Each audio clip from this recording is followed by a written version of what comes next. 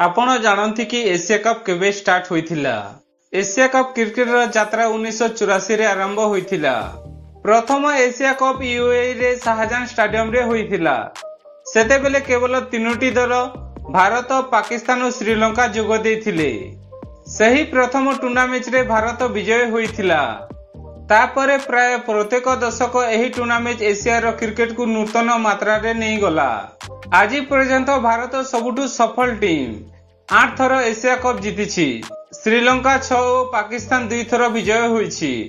रोचक कथा, Asia cup केवल ओडीआई फॉर्मेट रे होई नाही, किछि बेले टी20 फॉर्मेट रे मध्य खेला जाइछि।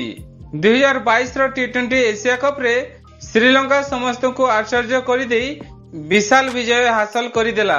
तापरे 2023 ओडीआई एशिया कप रे भारत 8 थर पई विजय होई एशिया रे सबुठु शक्तिशाली टीम बोली साबित कला। एशिया कप रे भारत और पाकिस्तान मैच रे सबु बेले सबुठु बड़ आकर्षण, कारण एही दुईटी दल मुकाबला देखिया पई कोटी कोटी दर्शक टीवी स्क्रीन रे अटकी थांती। तेणु कहिबे एशिया कप केवल एक टूर्नामेंट नुहे, यह एशिया क्रिकेट रो गौरव संग्राम। भिडियोटी भल लागिले ताहेले गोटे लाइक और सब्सक्राइब करिवे। धन्यवाद।